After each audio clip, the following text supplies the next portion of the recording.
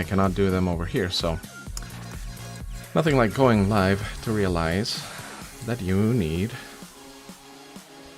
someone else to start the bosses. But fear not, I have a plan B. Okay, here we go. Let me give that guy a warlord. Nope, there's a cooldown on it. I'll give... Here we go. Alright, so let's see if there's even a spot to teleport in. Doubtful.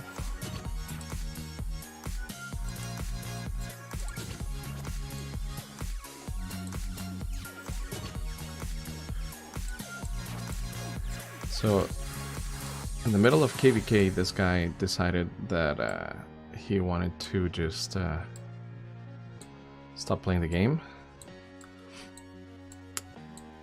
And it was a 100 million account, so I decided, you know what? We should keep that in the kingdom. So I'm gonna use that account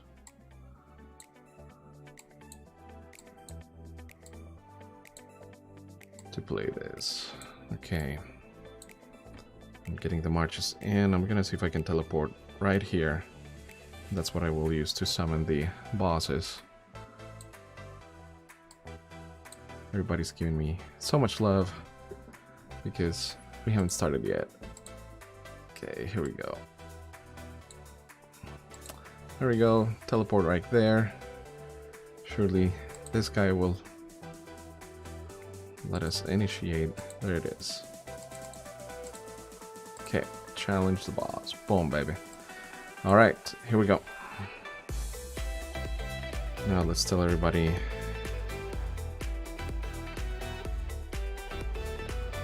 Get ready.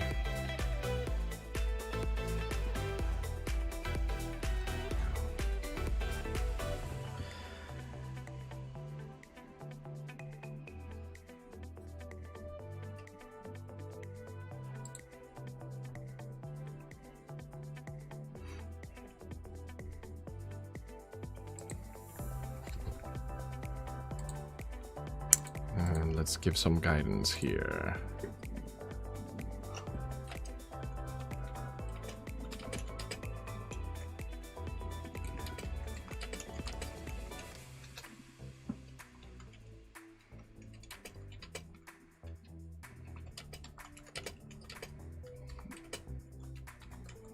All right. You never know what appears on chat, so just telling everybody, hey, we did these in another alliance earlier, and because of that, I couldn't summon the bosses, so learn something new every day. Here we go. Let's see if anybody else is coming close. We have some people just hanging out there. Eventually you just have to get started. So I tell people that we give a signal. So here we go. We'll go with a follow me.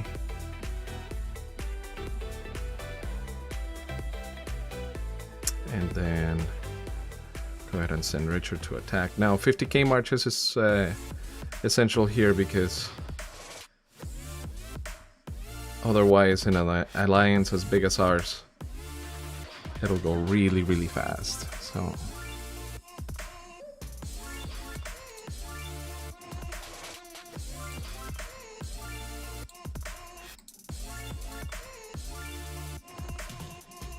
boom, quickly as it was. Here we go. All right, we will summon the second boss. Challenge. Here we go, baby. Now this one is just as easy, so 50k marches will do. Let's move over my Richard. And we'll move the marker, just to be nice to people.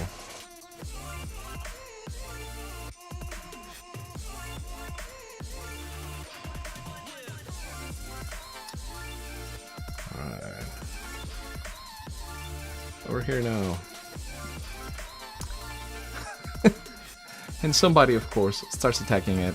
So if you are part of the team, Don't attack. Just move over. Let's see. Should we go for it? Should we wait? This is embarrassing. Come on, people. Alright, we're just gonna go for it. I guess.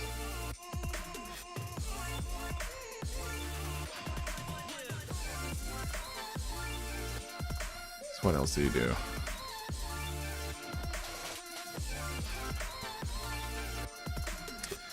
And then... nothing like having your alliance embarrass you live as you're trying to show people how to do these. Okay, don't click on the boss, please. Be courteous. Next one. Number 3. This one can also be done with just 50k marches. We have a lot of T5s in our alliance, so you have to gauge it for yourself. In some cases, it's gotta be 100k, or it just depends.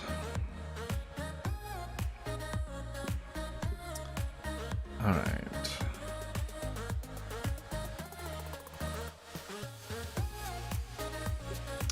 Now let's try to use emojis to tell people, hey, wait for me.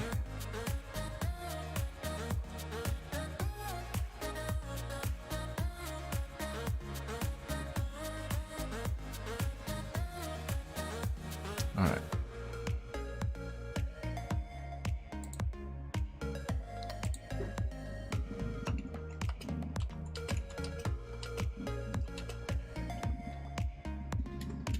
Just tell people to wait for me or be zeroed. I don't mean it, but for some reason if you tell people in ROK that you're gonna zero them, it really works. People listen a little bit better. Okay, here we go. So, third boss.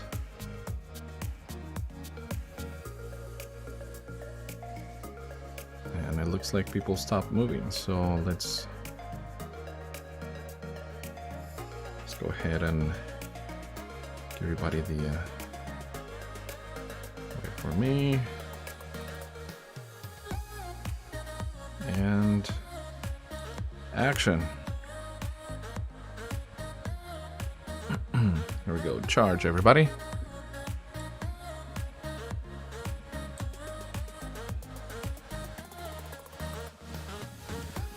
So this one goes down pretty quickly as well. So all 3 of the first bosses just have a richer tanking. You could even have a Lohar tanking, and if you have enough people with 50k marches, you should go pretty quickly. Let's see. Right now, we have 76 people online. So that gives you an idea. There's got to be, give or take, 76 people. 76 marches on the field. Now, here's where it gets a little bit harder. And I'll show you my train of thought. So, for this, we're going to go full DPS. If you don't have Khan, Minamoto YSG would do, or just Minamoto Tsao would be amazing. We can go ahead and send a tank out. So Richard Martel. And now let's think about debuffs. So I'm gonna send from my peacekeepers. I'm gonna send out Burika, and let's pair her up with El Cid, even though I'm just gonna do with a, well, since she likes 3 marches, 3 kinds of troops, let's do mixed troops. Not amazing, but it'll do something. Now I'm gonna bet that this boss is gonna come out in the wrong spot. Challenge. Boom, there it is. Okay. So everybody go over there.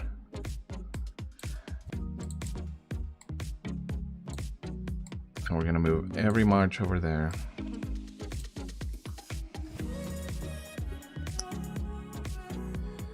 So now let's tell people full marches over here. Looks like we don't even have to, but this marker is in the way, so we're gonna delete that marker. Alright, so here's where we start dealing with some AoE. Let me see if it's even gonna let me see the description now. Okay, so basically the moment you hit this boss, anything that is crowding it is gonna be in action. We're gonna let those marches get a little bit closer. And we have people saying hi. Mr. Denmar is watching live. Yo. Okay. You know what hasn't happened? At least not on my main.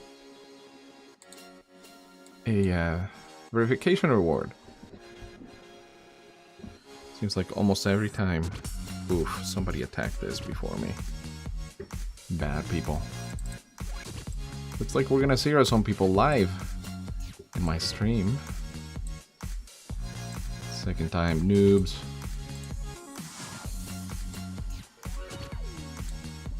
Oof, okay.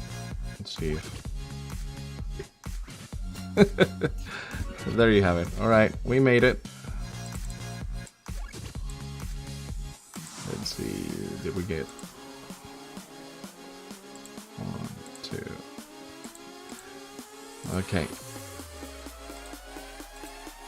On my little secondary account, we did not get any rewards that time. You have to attack the boss with at least one march, not just AoE, in order to get rewards. So keep that in mind.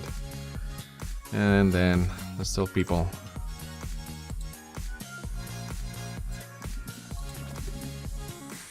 To wait for me, please.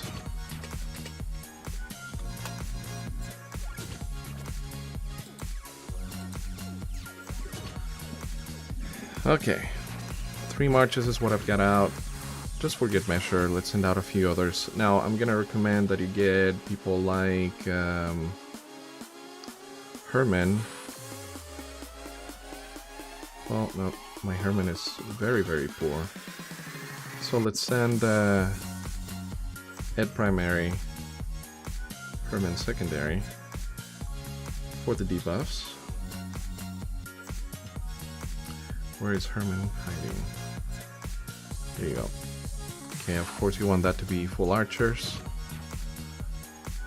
So we got Boudica, Sid, and Herman out. So I'll do one more march out there just for the fun of it. Somebody who will help the whole crew would be Alexander the Great. And who else should we send? Let's send a Joan, just because. Okay, we'll see where this boss gets summoned. I might have to ask people to move because we're really crowded. Challenge. Boom, there it is. Nope, all good. Let's try to make sure that everybody's heading up there.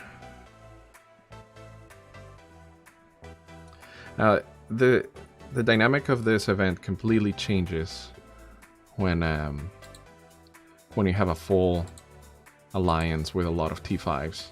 So you're not gonna need to be quite as good in the technique. And I have a couple of videos, I have 3 videos actually, of my earlier streaming that I made with the technique for each of these bosses. So definitely post stream, I'll put a card at the top on some of those. But debuffs are important for this particular boss. When the cloud appears overhead, you gotta have those debuffs in order to prevent it from healing itself. So, all right. People are moving. Some people are moving. And it's always impossible to please everybody. Somebody's gonna fall asleep and then say, "Hey, I didn't get anything." So, you know, you snooze, you lose. Okay, here we go.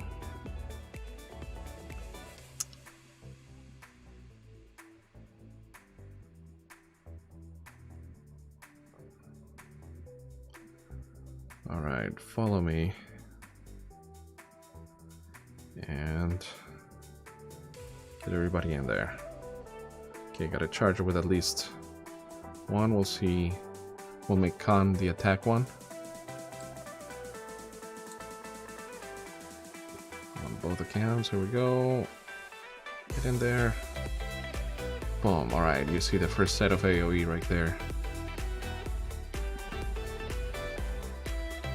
So the cloud appears, then the yellow bar, and if you don't get rid of the cloud before the yellow bar is fulfilled, then the boss will heal itself. There's the cloud again, yellow bar, get it down, debuff, and it's gone.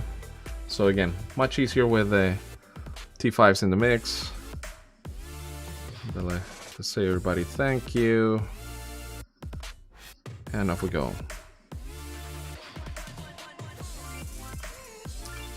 So, downside of this, I had already claimed my piece of the pie in another alliance, but look at all those gold heads. This is a really, really good alliance event. That's a lot of gold heads for the people. If you're a T5 and people in the kingdom, you'll pop over to slap people for me. Thank you so much, Steven. I need somebody to slap people, so we finished KVK last week, and we've had some new people coming in, and I think just this is natural. You have new people in the mix, and somebody doesn't read markers, doesn't obey, doesn't follow suit, so 2 out of 5, they waited for me. Doesn't get any more real than this, people. So there you have it. Okay, let's talk about the actual doing of the bosses. So you can ask for help. Let's see if anybody's rallying this yet. Yeah, it looks like we already have an alliance, or somebody in the alliance rallying this. Khan Tao Tao, that's a great combo. If you don't have Khan, I would recommend that you do Mina Tao or Mina YSG. Any of those in the combo would do well. So you have to decide how you're gonna do these. Once you start getting higher in the numbers, every 10 bosses, the 10th or 20th or 30th, it's a little bit harder than the rest. So in those cases, you're gonna see that you have a harder time. But if you just start with a single march, doing the bosses, and see until the numbers just don't look good. If the boss is, if Melfast is dealing more damage to you than you are to it, it's either time to introduce another march or to ask for help.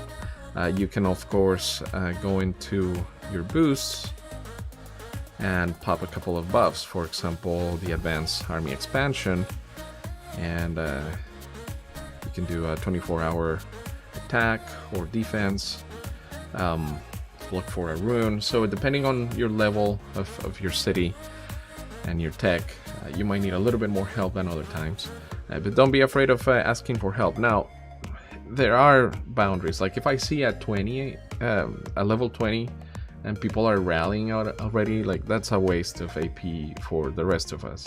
So I try not to join rallies for anything lower than a 40, because honestly the AP that you spend on this is ridiculous. It takes 100 to summon the boss, and what is it, another 40 I think to actually kill it. So you're burning through AP really quickly. So if this event comes right before Marauders or something that really warrants the AP usage, I would say go ahead and break it into multiple days because I mean, like, okay, this came Saturday, so you can in 4 days with just natural AP. I think you can do this. So don't feel like you have to do it all in one day. Of course, if your alliance is not meeting the requirements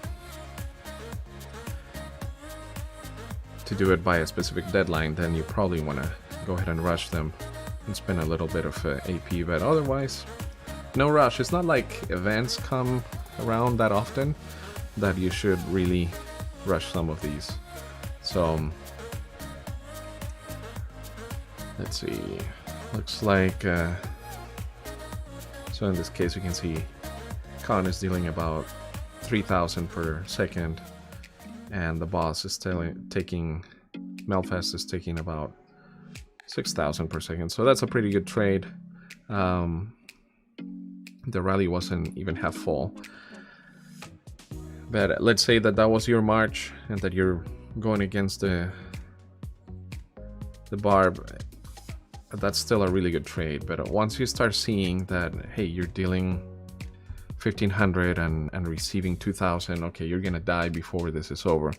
And if you send another march or 2 or 3 marches and they just keep dying, then you're burning through AP like no one else. So anyways, it's a little bit about the Karuak ceremony. Again, I've made videos about this before, but I thought it would be fun to stream as we went live.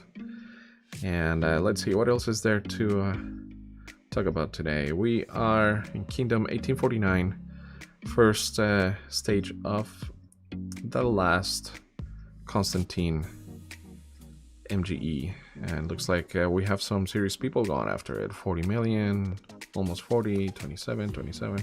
So people are training. Now I'm very curious if any of you guys are watching this and you have seen a successful rigging of MGE.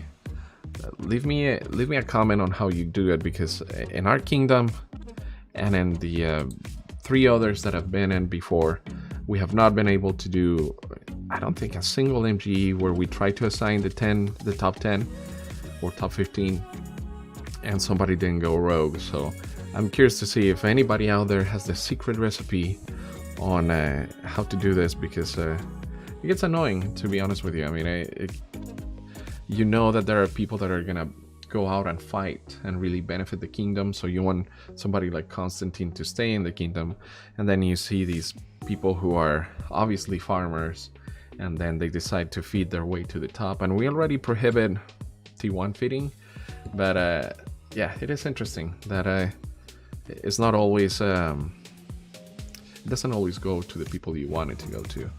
So yeah, if I told you all the drama that we've had from MGE, again, across 4 different kingdoms, completely different demographics. So I am in search of the perfect recipe of how to tell the kingdom to do MGE, and maybe it's just a matter of letting people mature and realize, hey, we need the fighters and the garrison leaders and the rally leaders to get certain commanders. Like next up we have Tamaris. She's a great pair for Ed, so it would be nice to keep her in the kingdom. And then after that we have Attila, and then Takeda on the wheels. So that's definitely one that you want to regulate, and you want to make sure that it doesn't go to just anybody. So anyway, so yeah, leave me a comment at the bottom if you know of a recipe for success when it comes to MGE. So it looks like we have a couple of 50s going on. These are definitely really, really good. In the individual challenge, you will get a golden head from level 50. So that's always great. Let's see, how long do we have until this one goes?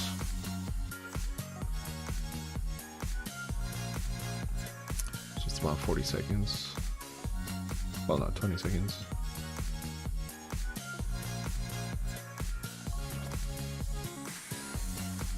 See the marches coming in.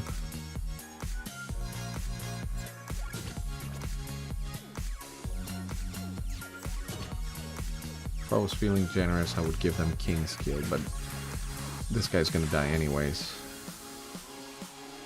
The level 50 will die. Alright. Let's see, 15, taking 15, dealing 17. That's a good trade, it's not amazing. Now, here's a pet peeve. Why in the world can I not reinforce these rallies? So, okay, looks like I'm in this one, but I'll show you. Things that I wish Lilith would do for us, but I tap on the reinforce. Let's say I'm gonna send this march, unable to reinforce rallied army, and I contacted support about this, and they just said, sorry, you're not able to reinforce these rallies. Like, I know, that's why I'm contacting you. Can you make it so we can reinforce it? I don't see the point. Like, why do we have to keep that to only the people who joined in the beginning? So anyways, don't get me started on things that Lilith does that I don't see the logic behind. But we still put up with it. We still move on and keep playing the game. So maybe we like the punishment. Now let me show you things that I'm working on right now. T5 life. So I happen to be really preparing my Attila here in about 36 days, so a little bit of a long month. I will be able to use him again. I have 1, 2, 3, and 4 pieces of the Hellish Wasteland set. So I need the chest piece or the gloves. And I mean, this is not bad. I have 10.5 defense, and then this has 6% of stats, so it's a pretty great piece of gear. But over the last few sets of events, I've been able to craft a lot of the prints. So I have both the heavy armor and then armband ready to be crafted, except for materials. Looks like over here I'm short at 12 on the top, 9 on the bottom, so 21. And it takes a while to get a hold of 21 material choice chests, especially the legendary ones.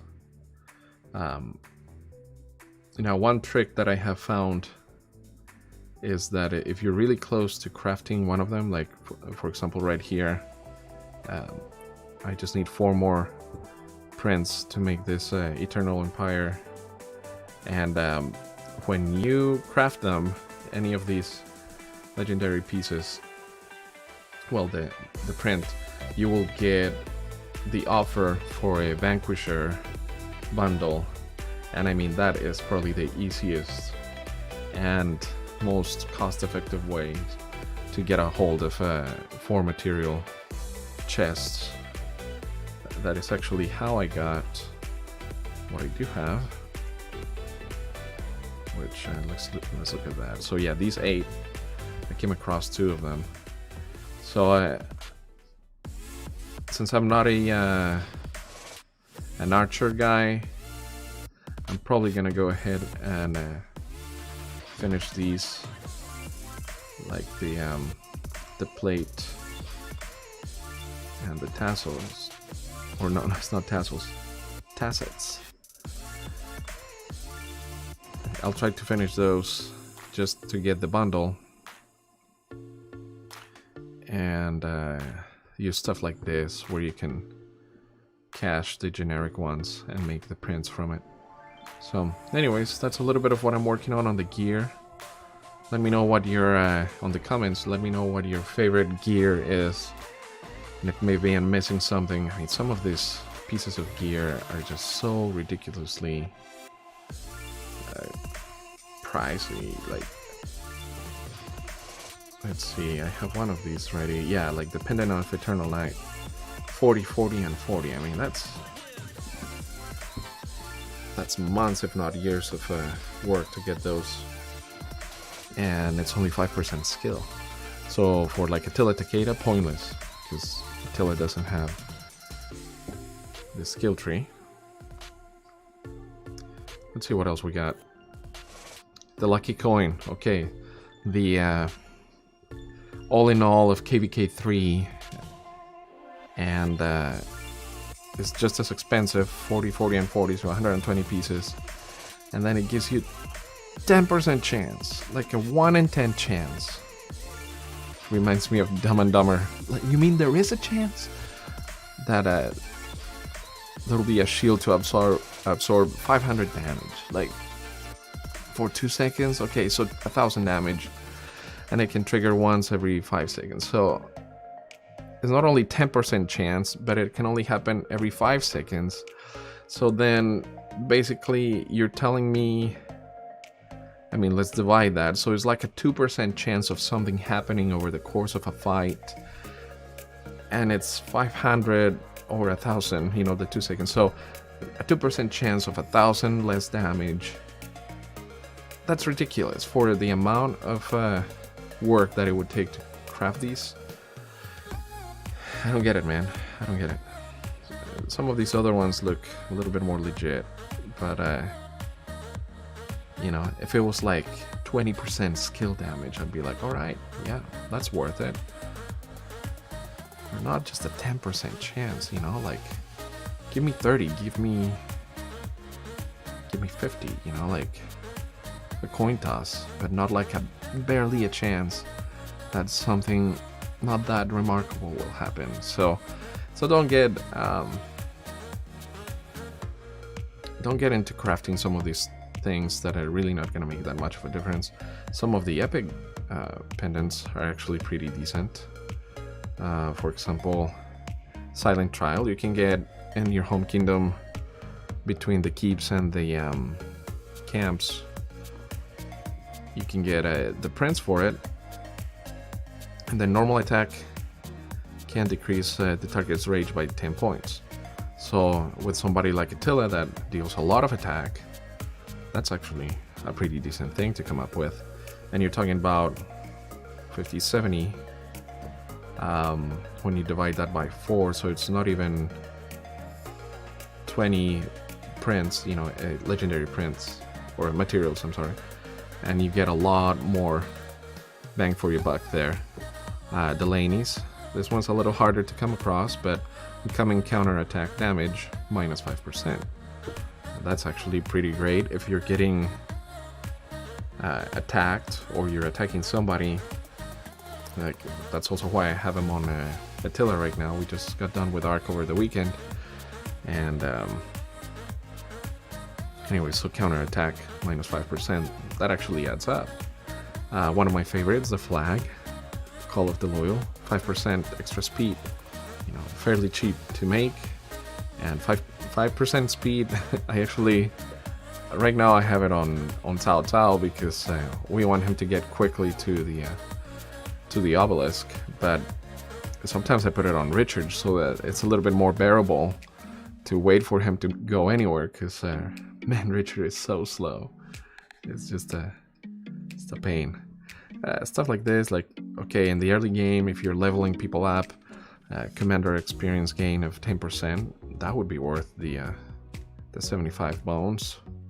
What else is there? Gathering speed, okay, even earlier in the game, when you're all about farming, at some point you gotta graduate from Farmville, but, you know. So yeah, 10% gathering speed, that will add up over the course of, you know, a year of farming. Extra damage to barbarians. I have a couple of these already, and I think that's worth it. So stuff like that, definitely worth it on the pendants. So look at the purples, look at the blues. Some of these other ones, I don't even know where. Okay, Lost Kingdom. So some of them I don't even know where you get them. I haven't seen them yet. Now, disclaimer, I decided after KVK 3, I decided to go back to 2, so to each their own. And I actually see a lot of people who are heading back to KVK 2 to repeat it. But the one thing, okay, I'll probably make a whole video about this, but the one thing that I'm really hoping and praying that happen is that they lock up some of the newer commanders, such as Zenobia. from coming into a KVK 3 or 4 scenario where basically take everything out of Attila. When I was doing my first KVK 2, Attila was still allowed in KVK 2 and we got murdered, absolutely murdered. And then with like 10 days to go in KVK, Lilith decides, hey, you know what? Let's lock up Attila and Wu and all these others. Like, too little, too late. Thanks for nothing. So, stuff like that, guys. It's just like, why can't it be that as the commanders come out in the wheel and MGE, that those are the ones available in the kingdom? Like, isn't that fair? I guess it would take some money out of the equation for Lilith of migration, because passports are not cheap. But I think it would be, you know, more fair to all the free to play. So okay, I'm barely at 4 million. Started playing 3 weeks ago. Hey, that's not bad for 4 million. Keep at it. 3 weeks ago, I think. I remember by 2 weeks I was 1 million. So just keep grinding. A lot of people get in a hurry when it comes to the game, and there's no point. When you get to T5, you're gonna hit a glass ceiling basically, and you're stuck until you go into something like Anthem, you know. And Anthem is just, from what I hear, expensive. So unless you just want to keep spending, but you know, is it worth spending in the game? Is it not? I always would measure it by how much fun are you having in the game, you know, and you gotta set a limit and stick with it. I don't think it's for everybody to go ahead and you know, do so much in the game and keep spending and everything. So anyways, food for thought. But just because you spend more doesn't mean you have any more fun. So keep it in perspective that it should be the game should be fun. And just because you're spending more doesn't mean that you're gonna be enjoying it anymore. Let's see. I have a bunch of stuff in the in-game chat. Let's switch to the full frame over here because you never know what's coming up in chat. And let's see, I got a couple messages, nothing vital. Alright, we can get back to you guys seeing the screen as much as I do. Some people, when they know that I am streaming, decide to get really inappropriate. And then you would see it over in the box way down there in the corner. So I decided to blank the it put a black box over the chat. I have the IP, so let's go ahead and send how much to these guys.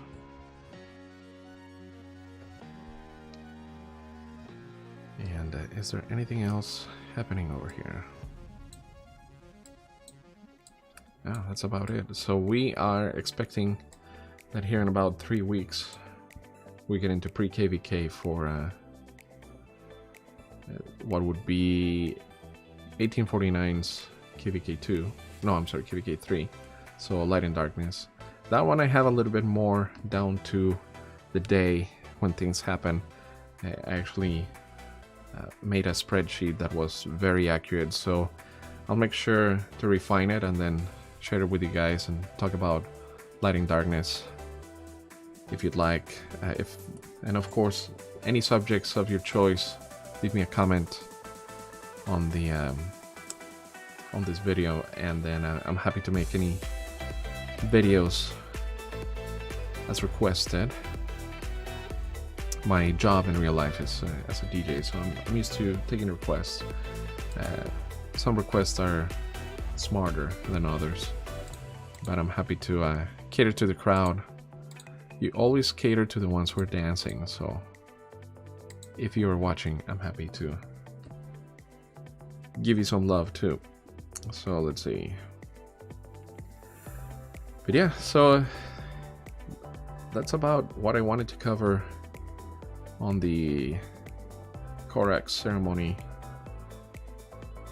So hopefully that helps you know that it's still, the videos that I've made about it are pretty current still.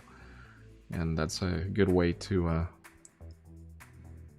get everybody some golden heads. We'll delete some markers. And that's what's happening over in our kingdom. Coming up, some of the events. Silk Road on Wednesday, so I'll probably live stream that. 20 UTC. 20 UTC seems to work for a lot of people. And then on Friday, we have the level 1 pass rally. So when Kill event comes around, we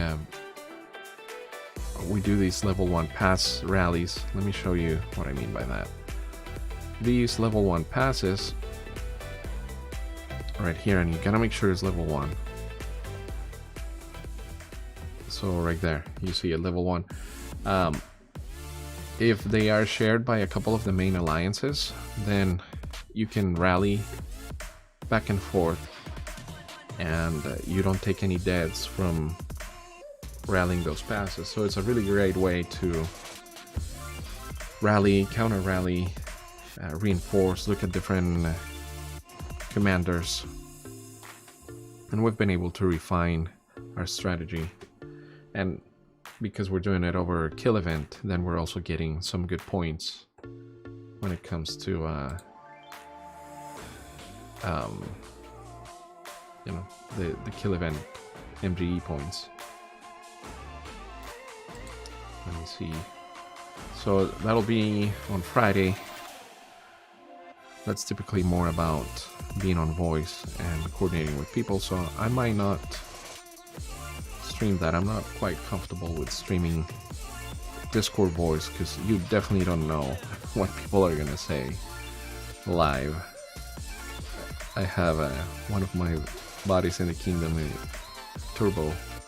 He's also an aspiring streamer, and he's a little bit more comfortable with streaming Discord than I am, because I've heard some things that should never be aired over Discord. So we are having fun over in 1849. If you're looking for a really great kingdom where the leadership is down to earth and we are constantly trying to improve the free-to-play experience as well as, of course, the T5 experience, this is a great kingdom. We have a really good balance of T5 and T4. I've been in kingdoms where the T5s were the main force and basically the main population, and that's too many chiefs, not enough Indians. You need people to fill your rallies. So definitely keep that in mind, that not all kingdoms are made equal. And like, for example, earlier today, quite a few of us went over to WT to make sure that they could finish Karuak. So we did those over there, and I learned I cannot summon the bosses if I have already done them somewhere else. So brought over the Colombian Mafia, and we did those with my 2 accounts. And then you know, we have quite a few people that are merging into the top 4 alliances just to regroup and get ready for KVK 3. The matching there seems a little bit more fair. You actually get to become part of a team, and I mean, you can see we're pretty serious about our stats. So many of our people just have so many really great stats and kills, individual kills. So looks like I'm at the top of the charts there, but look at that, over 100 million on the top 7. And you know, they're quality kills. We're not just feeding each other T1s. You can see most of mine are T4s and T5s. So you definitely want to watch out for people who feed each other, because they're more likely to cheat in an MGE scenario. So, anyways, yeah, that's basically. Oh, I got a dab from Nika. Thank you very much. That's a little bit of what I wanted to cover today. Anybody in chat have any questions or want me to cover anything else before we part ways today?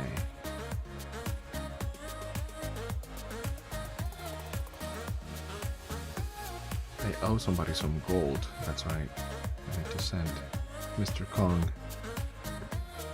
50 million gold that were left with me from somebody else. As you can see, resources are looking pretty great. I'm not gonna complain about it. I am waiting for Zenith of Power to come up. I'll show you why. So I'm really happy with this Cav skin, the 10% health. I decided that was the one for me. The 10% attack came later. But yeah, this one just did the trick. It takes from infantry and archers, but it gives it to Cav, so in an Attila Takeda scenario, it just really helps to have that extra 10% health. Recently, I decided to pass, let's see, where is that one? We just saw the, no, not the Frozen City. It looked a lot like this one. Let's see if I can find it. There's another Zenith of Power, skill damage. But look at that, it takes 10% health away from you. So just because it's a Zenith of Power skin, it doesn't mean that you should grab it. Oh yeah, it was the very last one. The Frozen Fortress. Okay, so here was the turnoff. Thank you. Thank you for watching. And I'm glad you're enjoying the stream. So infantry defense 10%, which again, you got health at the top of the scale. Then you go into defense, and then I would say attack after that. But it gives you 10%, which is rare on the defense. You know, it would be like getting 10 million stone, but it takes 5% health out of your calves. Like, why couldn't it be defense, defense, defense instead of defense, health, defense? So that -5 health debuff on calves was a turnoff for me personally. That's when I decided, you know what, that's not fair. It's like defense and health don't trade equally. It's like trading gold and stone for food and wood, you know? So it's not the same. So I'm gonna hang in there. I would like an infantry skin and I would like an archer skin, but I'm after health. If I can pair them up after having this guy right here, the Abbey, you know, it's health is the way to go. I'm definitely impatient in this game. It says how I would say you're a yacht boy. Anyways, yeah, man, I'm impatient. I think Lilith is counting on you being impatient. But I've seen enough cycles of the game where hanging in there does the trick. If you feel like you're totally outmatched and you're just getting beat up in the open field or in KVK, it might be time to look for another kingdom. My philosophy going into KVK 3 right now is that we don't want to be, as a kingdom, we don't want to be going into an A or a B matching scenario. I would actually like to see what happens if we are a C or D kingdom. So that's why in our alliance power while the top one is at 7, 3, 3, 2. You know, that's that probably puts us as a B kingdom right now, maybe even already as a C. So yeah, just any Imperium kingdoms, unless you're a high spender, I would tell free-to-play players just to avoid the scenario of Imperium, because unless you know that the matching is on your side and then that all the kingdoms in your coalition are top-notch, somebody in there is going to suffer a lot, and you're going to be forced into retirement or spending.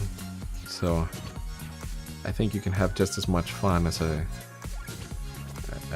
C or D kingdom without all the taxes that come on top of it. So let's see, anything else happening on the rallies? No, people are just doing forts.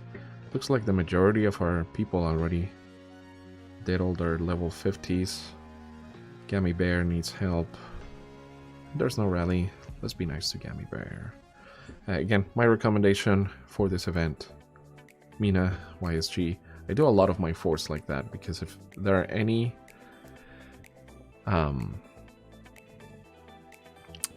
barbs in the surrounding area, you will catch them. You are in the top alliance of 2154. Man, there's 2154. That is crazy. So you're doing good. Okay, I'm curious. Let's look at 2154.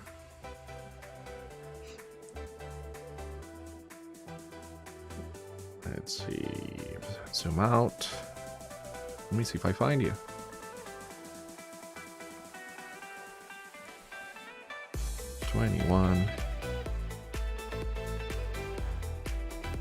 So your kingdom is fairly new. Okay, it is protected. Can I even see it? Nope. So you guys are still exploring the fog of war. It is protected. I would have to create a farm to see your kingdom. Let's see here. Yeah, all of these are still protected. Unsealed. There you go. So somewhere in the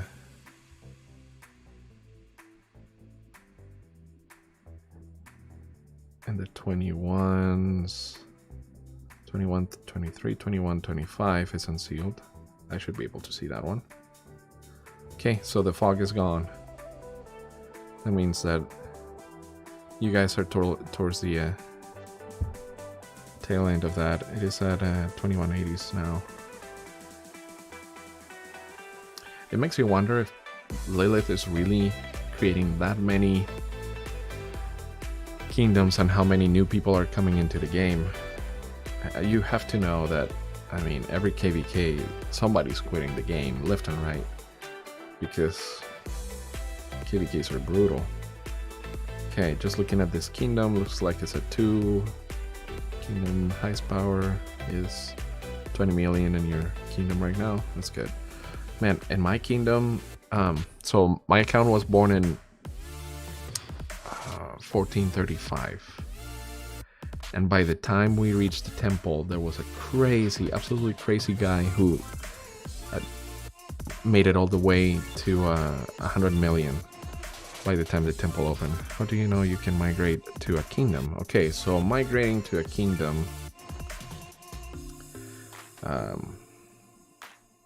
Here, let me zoom out.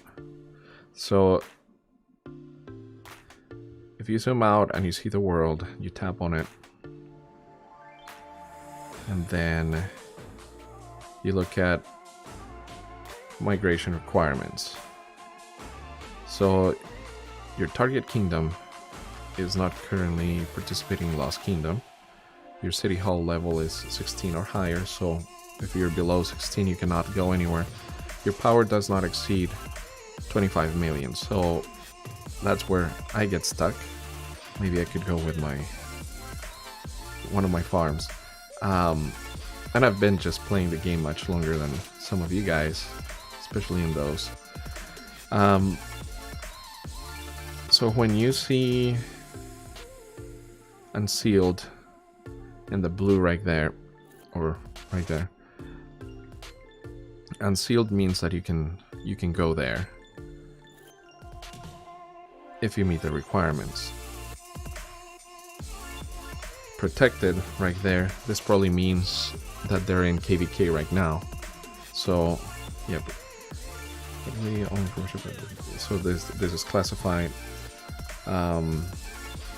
Developed. This kingdom has been open for more than 120 days. And then immigration limited. Okay, so immigration limited is if they're in the middle of KVK. And then protected probably means that they just haven't been through KVK 1 yet. But once your city gets past KVK 1 or your kingdom, then you can welcome immigrants of just about any age. I've seen people sneak in, so there might be another video in the making on how to sneak into a KVK 1 scenario, but I think pretty much right now they don't consider it fair, because I mean, if I showed up to a KVK 1, I would have a ton of commanders unlocked that nobody else would. Like I could come in with Ed, with Alex, of course YSG, and just murder everybody. So that's definitely unfair. And that was part of what I mentioned earlier on my stream, that I would like to see Zenobia locked up so that I can have fun with Mr. Attila and Takeda in KVK 3 and 4. So at some point Lilith has to get the clue that it's not really fair to newer players to let all these older commanders into their KVK. So if you would please help me contact support and just really annoy them. Feel like I'm running a political campaign on that one. It's like, if you could please contact your senators and your congressman and tell them that they need to lock up Zenobia for KVK 3, I would love you for it, because it needs to be fair, you know. I mean, we get into Attila and Takeda because we want to have fun with them. And anyways, that's my perspective. Hopefully you agree with me, and hopefully you contact support. Let's see. Alright, we're heading over there. In about 30 seconds we're going to be hitting Gummy Bears Melfest 46. So yeah, that's what's happening in 1849. And basically all about MGE this week. Silk Road coming up. Cow tipping is what we call it. That's an inside joke. Oh, that's interesting. Some of you guys must be watching on Twitch, because yeah, there it is.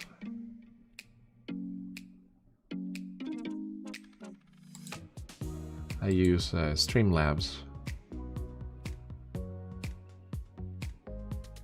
to multi-stream, and sometimes it doesn't show me every chat. There we go, easy enough. I barely caught the end of it. Once you get deep enough into T5, this stuff doesn't matter. So it looks like that particular one was a cav barb. As you can see, all the other stats were on 0. So technically it would have been better to hit it with infantry, so maybe a Lohar. But Minamoto does pretty well. I'm in the camp of people who say that Minamoto is worth the money because you can use him early and continuously through any KVK you want. what do I recommend for you as a new player? So, okay, let me go over it. So if you tell me what your civilization is, if you get a chance. Now, here's what I would recommend. The first thing I would do is I would work on somebody like Sun Tzu, so that your garrison looks a little bit more legit. Okay, Sun Tzu is gonna do a lot of garrison work for you,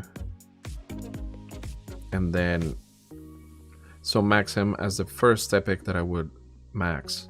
He would be at. He's almost a legendary in the amount of damage that he does. From there, the first legendary I would work on, and I actually made a post about this just this week, is YSG. He would be, you can grab him at 94 days. You're in China. Okay, so if your civilization is already China, you are in the right track. Let's look at civilizations real quick. Mine is Germany because I'm pretty focused on Attila Takeda. But if I were starting over any account I would go with China because you get Sun Tzu right off the bat. So that's great. You have troop defense 3%, action point recovery 5%, so you can barb more than other people, and that's great. And then building speed 5%. So you have buffs in all the right places with China. Another one that's really good is Britain because it gives you Boudica, and it's for the troop training, and then ally garrison capacity 20%. That won't really be that great down the road, but getting Boudica early is also a really great thing. So all right, let me backtrack.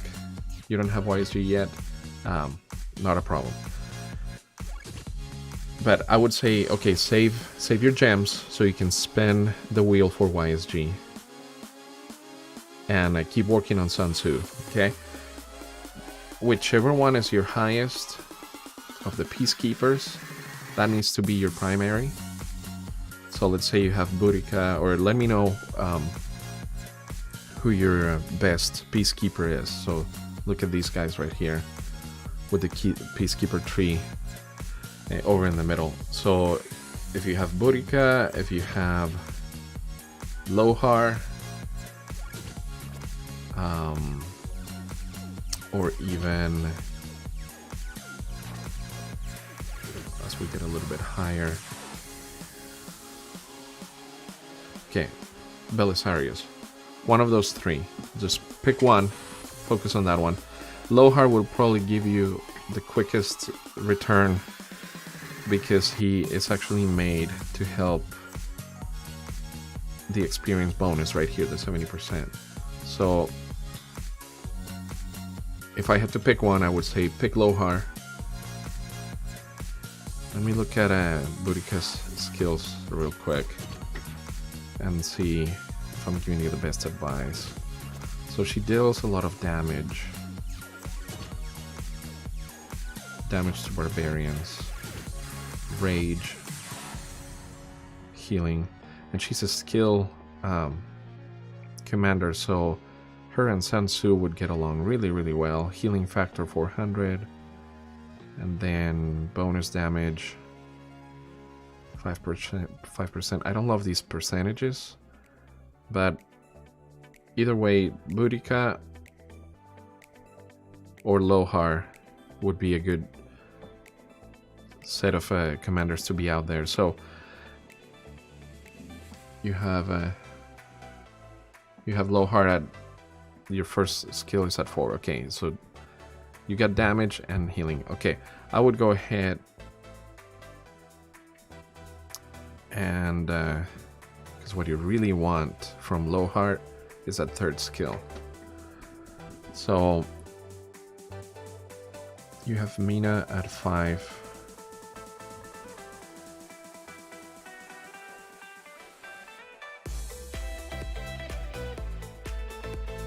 Alright, so you're already doing damage with Lohar and healing.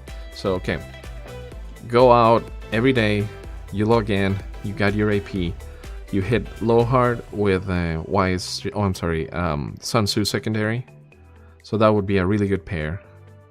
And try to level them up, both of them. I think with Lohar, it would be just fine to get them at 5-1-1-1. So just keep leveling him up and keep putting stars on him, levels on him. And then you take him out with Sun Tzu until Sun Tzu is up there. Because they are not legendaries, they're going to be easier to max. And I would put Sun Tzu as the head of your garrison.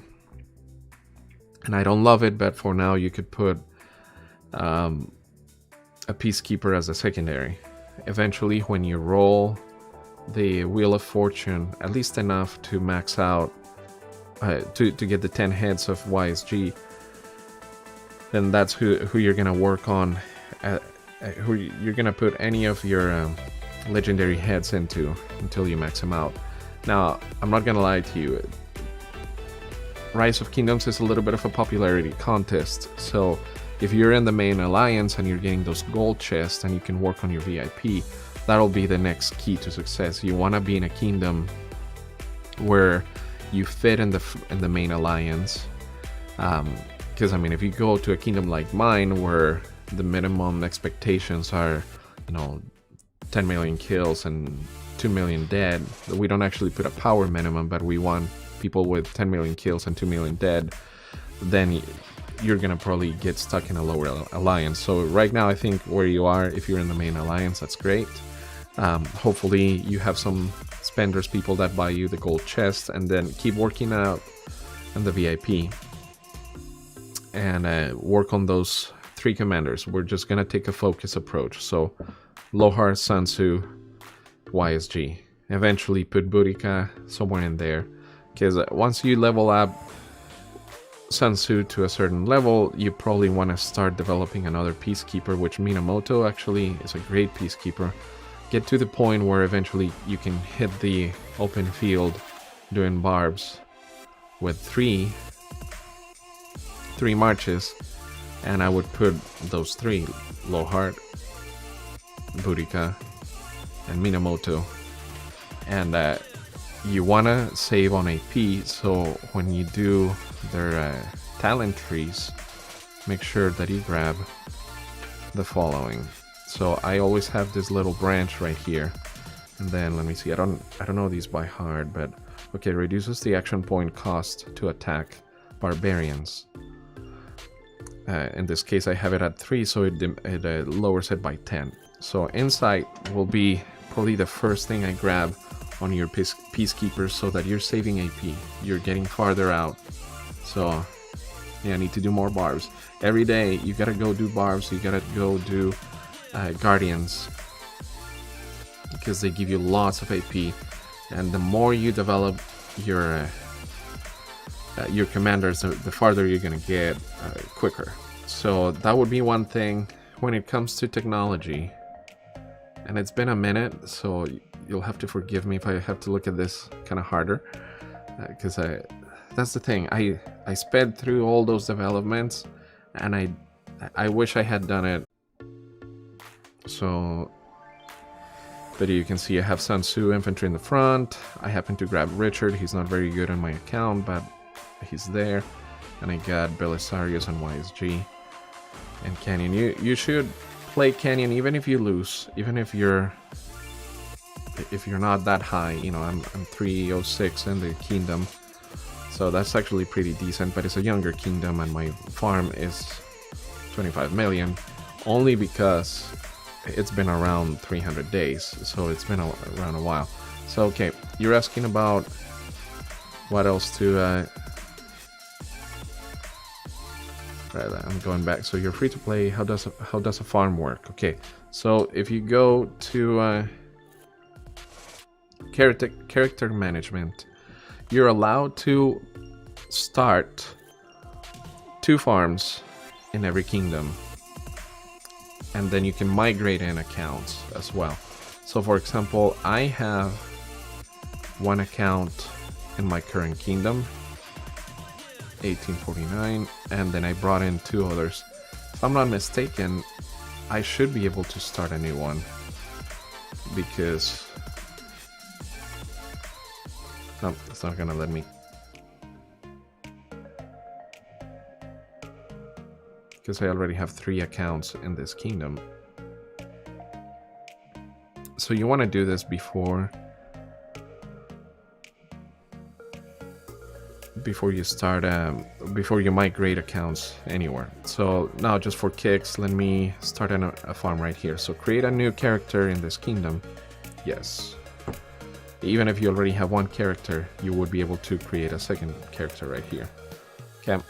So you go through the welcome screen, and again, I'm telling people, choose a civilization. You should choose China, confirm, skip the intro, and it's gonna throw you in there. Okay, so from here, again, try to level up.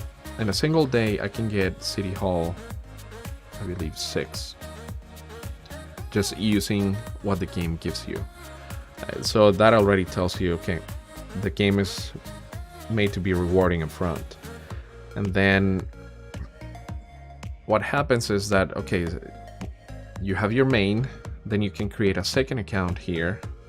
So let me go through the tutorial a little bit and you'll see what I mean. So collect my corn, that's great. These people are getting terrorized, very comforting. I hope I don't bore you before you get your illustration. So I go through a tutorial, I finish the tutorial,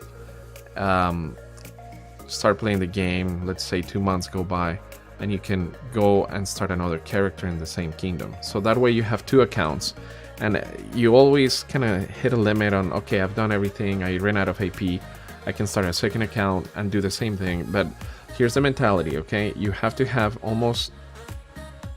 Am I Asian? No, I am Hispanic. I am Colombian. Soy colombiano. Hablo español. So, I don't know, do I look Asian? I can see you. I've been told that before. So, you have to have almost like a split personality, okay? And stay focused. Your main should be your main. Like, okay, this is the account I'm focusing on. Your farm should be about resources. So you do level it up so that you have 3 marches or 4 marches, or eventually you get to the point like where I am, where my farm is at, you know, City Hall 25, and I have 5 marches to send out.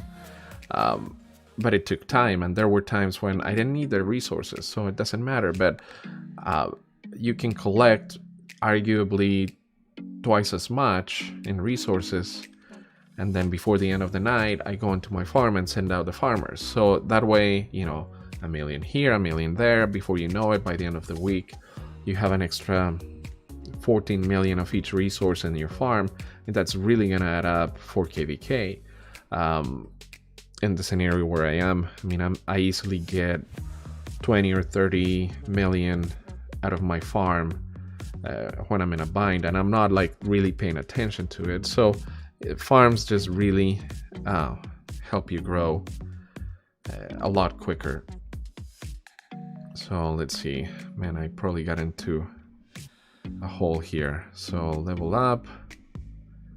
I've done this with several accounts where I want to see the rankings in a kingdom, and yeah, within like 30 minutes I get to the point where I'm ready to upgrade to where I can look at the rankings. So first gold chest in China is gonna show me Sun Tzu, confirm. Yay, we get a commander.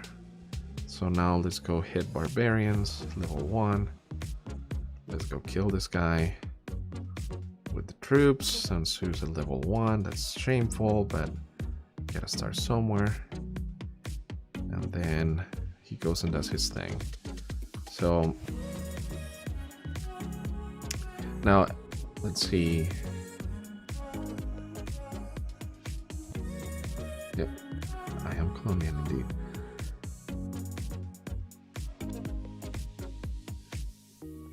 Okay, who to work on after YSG? Ethel fled all along. Ethel fled. So if by the time you're done with Ethel, you're still working on YSG, that's probably what's going to happen. Who to work on after YSG? That will be an answer. Like, I would highly recommend Minamoto, but that'll mean you're not free to play anymore. But Mina is the con. It's a much cheaper con.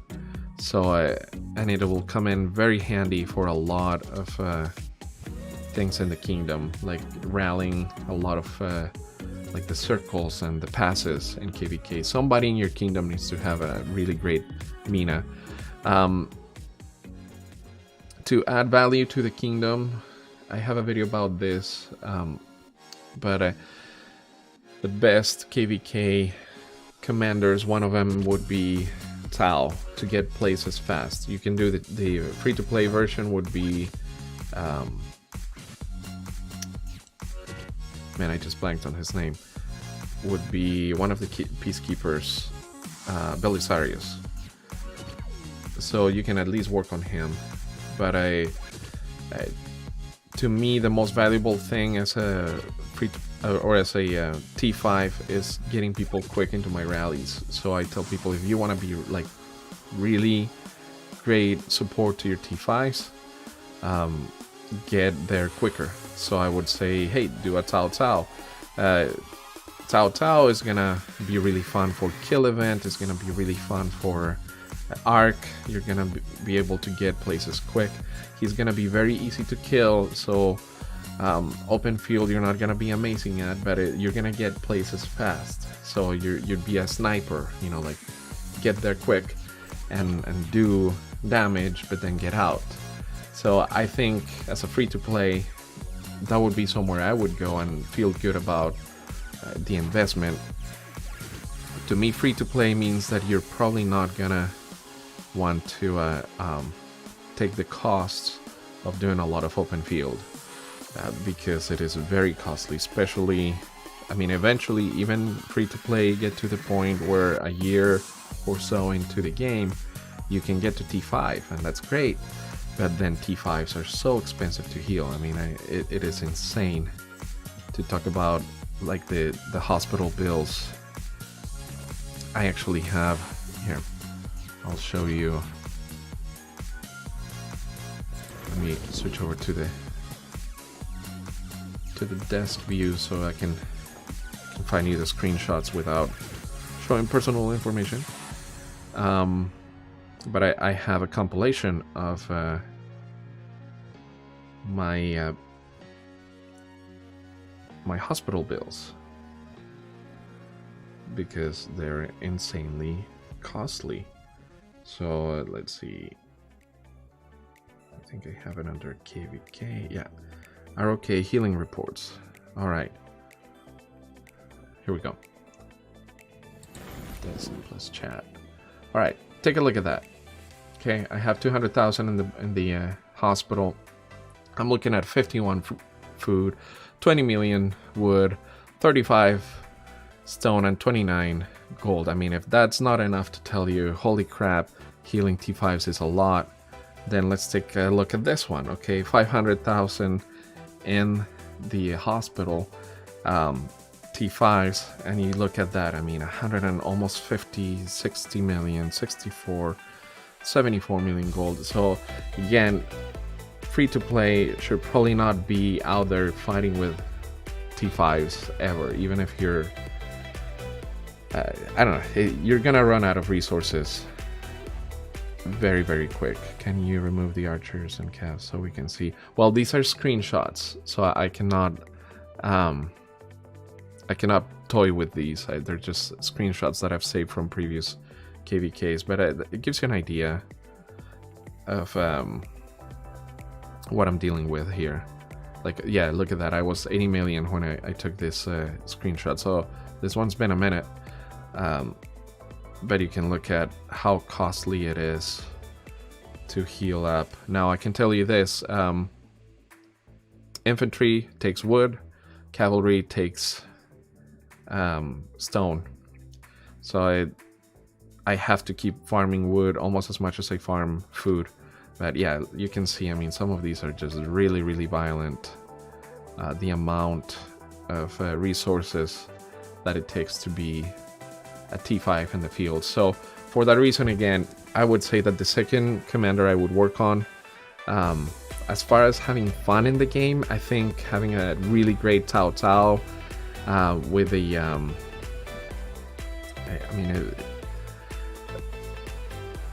who would I put as secondary?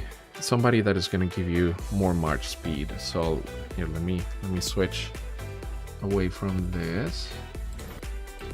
Can't show you the personal information, but I'll switch back to the game. But yeah, Cao Cao I think is a really fun investment because you're gonna get places quick, and people are gonna know, oh man, when we do a rally, this guy is right in the middle of it. And T4s are still a really great support for rallies. The difference, so I can geek out and show you specific numbers, but just to give you an idea, T5s will deal maybe 10% more damage if I have a rally full of T5s, but they cost about 30% more. So I even say T5 players should probably be doing open field and rallies with T4s. The difference, only 10%, but it's 30% resources. So you'd be saving about 20% overall in the cost of healing, in the cost of everything. So you need the tech, you need the gear, but you definitely pay for it when it's T5. If you can afford it, great. But free to play, you probably, even if you have T5 technology, you should probably fight and rally only with T4s. Okay, let's see. Do T5. Infantry cost gold to heal. Yes, every T5 costs a buttload of gold to heal.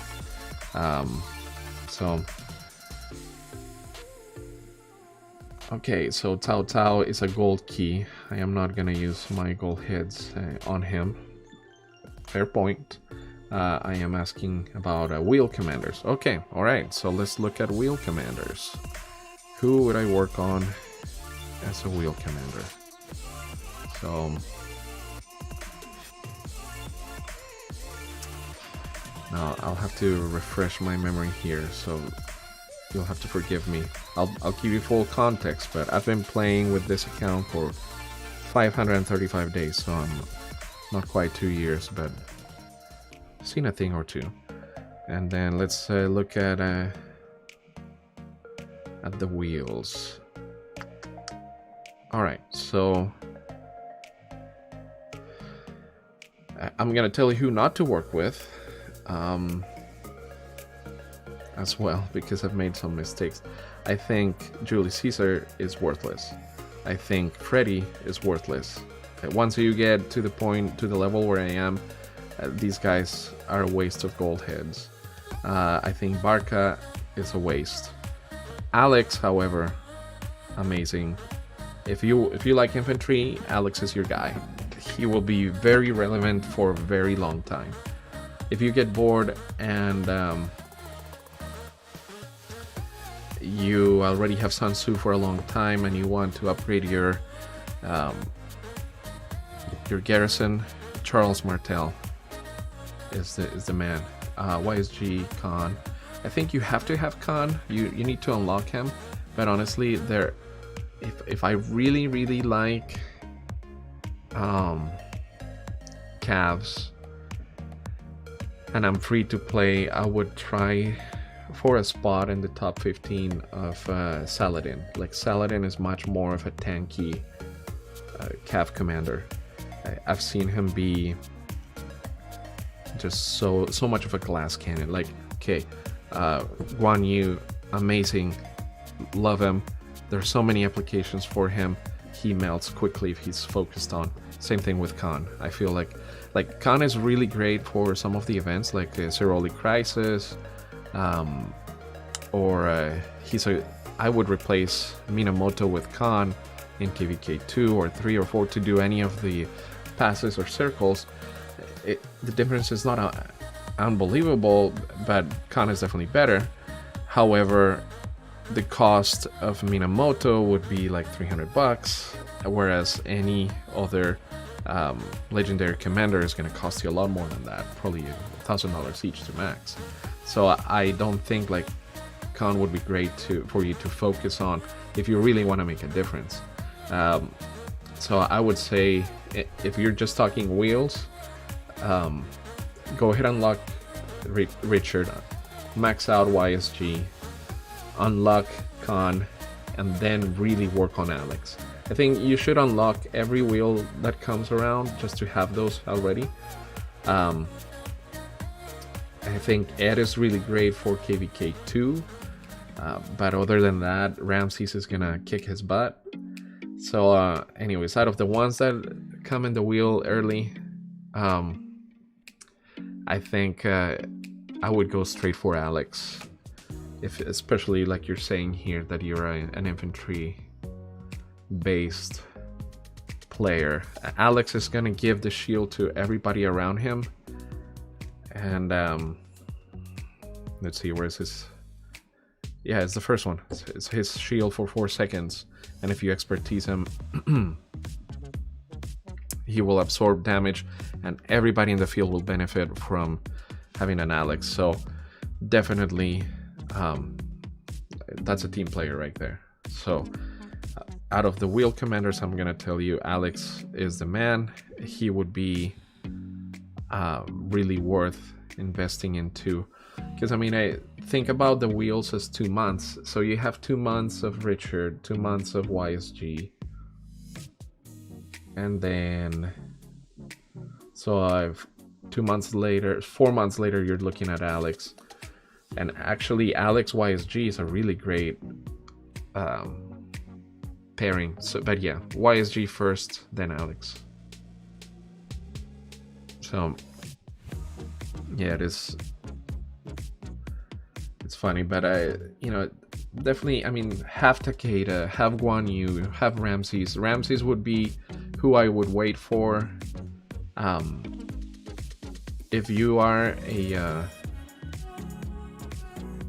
free-to-play player, but you want to focus on archers, I think you do Ramses YSG. Yeah, no. I know that. Okay, so I know that free-to-play players cannot get all these, but I'm telling you, go farm gems and unlock them. You don't have to spin the wheel past, let's say, 15 spins, but you should at least unlock it. Like, have them handy, because if someday the new meta becomes, hey, have, I don't know, Guan Yu and some prophet or great historic figure comes out, and now Guan Yu is your infantry commander of choice, then oh crap, I gotta pick him up at Card King, and I don't know. So I guess you can wait for that, but I think you shouldn't let go of any wheels without at least unlocking that commander, because it will come in handy at some point. Whereas, again, I regret putting stuff into Barca. I did the dailies for Julius Caesar, because they were relatively cheap, but I don't use them that much. Freddy, man, I mean, he does a lot of damage, but compared to some of the others, he's not amazing, So archers are expensive to repair. I mean, that to me the best way to play the game is to do rallies, and you just expect to get dead troops rather than hospitals. What wins KVKs is a balance between open field and rallies, but you have to be willing to take the dead troops. Absolutely.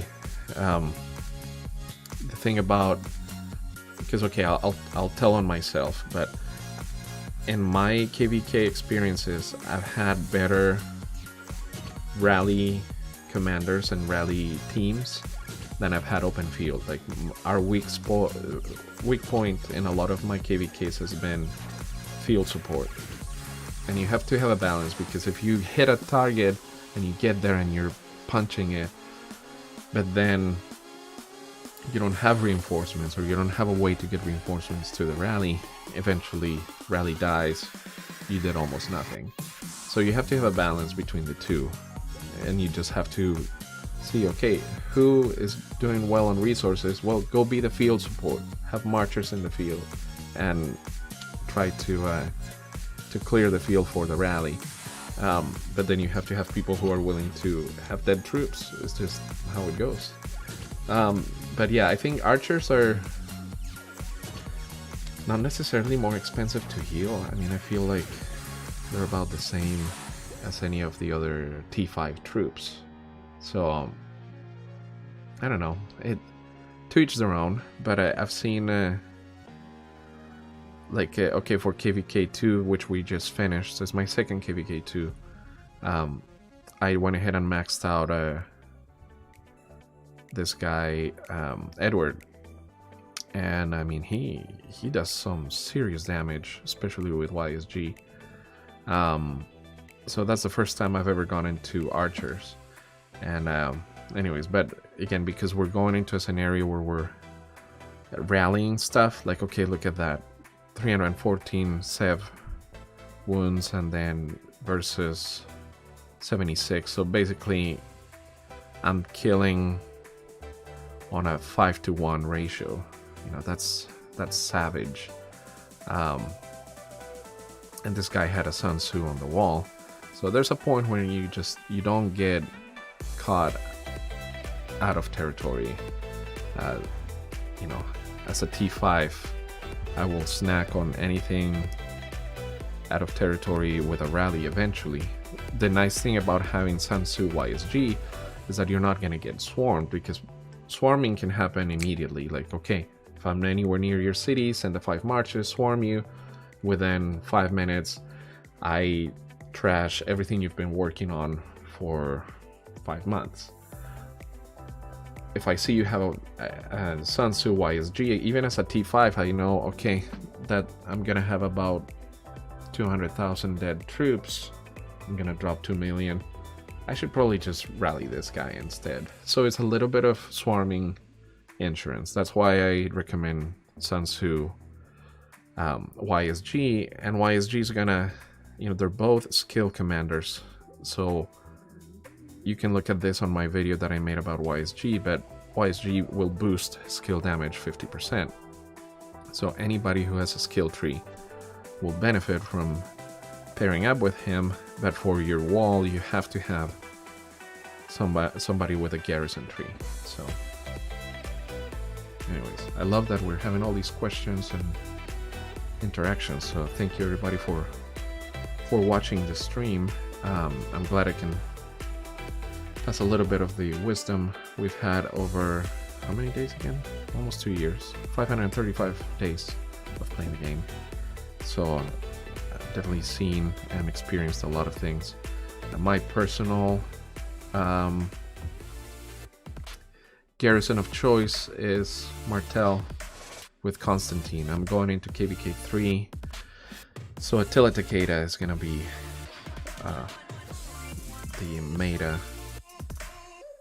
We might get a few Zenobias and I'm gonna be pissed about it, but anyways, let me see if I can show you a report of my city getting rallied, because I do like it. But you have to be so careful taking a rally, because it can go sideways very, very quickly. Let's see, war with.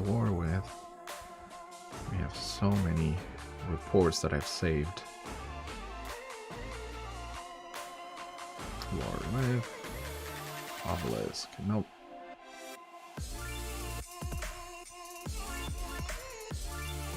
Attack the city.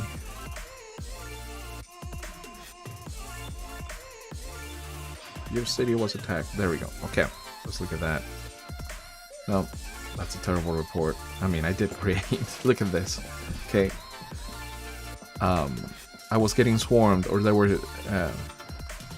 were marches around, so I did Martel YSG. Again, this is the 2.0 of Sun Tzu YSG, and I killed 1.5 million troops 1.7 if you count the Sev wounds, and I took 46 Sev wounds. I mean, that's absolutely insane, and it's basically because it's Osman. So this was probably a T4 player rallying a T5 player. Just don't.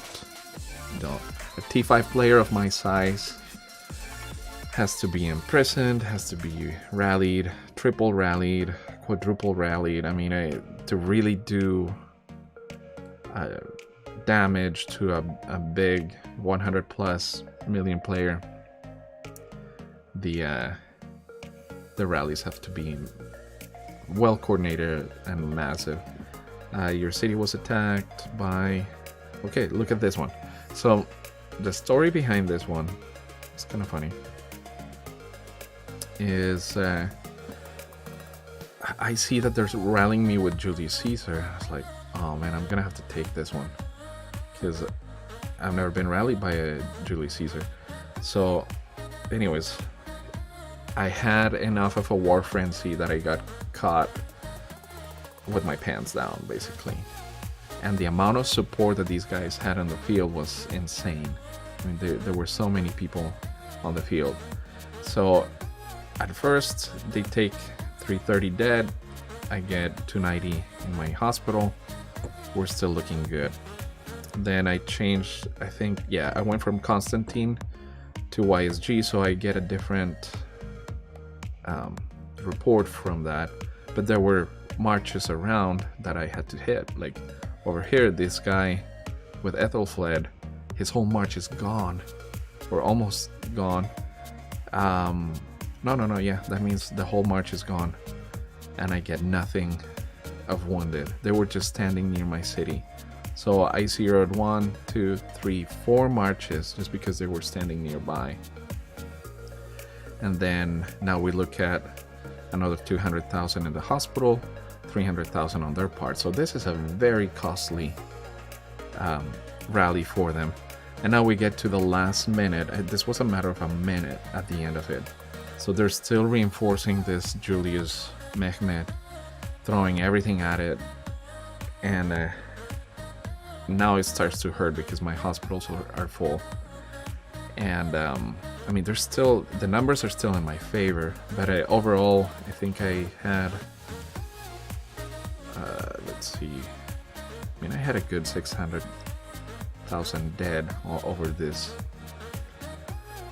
but I killed a massive amount of them. I mean, just this last report shows you 500,000 dead. That's almost as many as I got dead, plus my hospital. But it was in the middle of one of those kill events where I actually got the top placement on this one. And I decided it was worth waiting. But again, once the rally hits your city, unless your war frenzy is very low, you're gonna suffer. And I suffered in the last minute of this city attack. But you should have seen the other guy. You know, that's basically the point of showing you this, that Martel Constantine is definitely a really great city defense. And there's better, but for what I have, I mean, I'm pretty happy with that one. Let's see.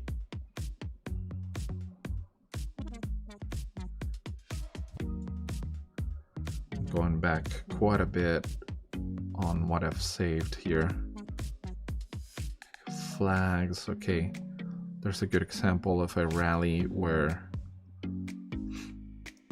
they came at us with Attila Takeda and we did okay. You know, we took more than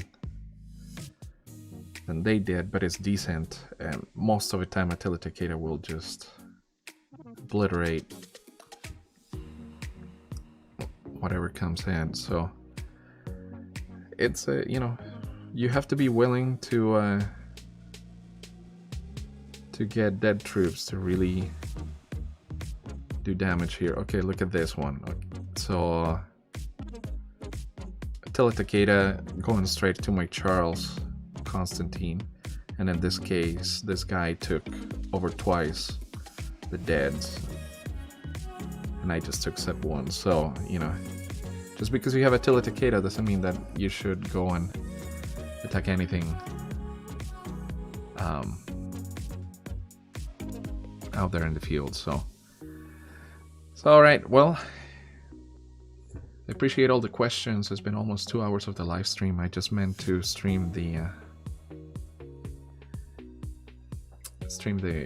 Karuak ceremony, but I'm loving the interaction. So if you guys again have any questions, you want to leave me comments on what videos to make, I would be more than happy to cater to the crowd, to play music for the ones who are dancing. So and with that, I think I'm gonna call it an afternoon. So thank you so much for watching.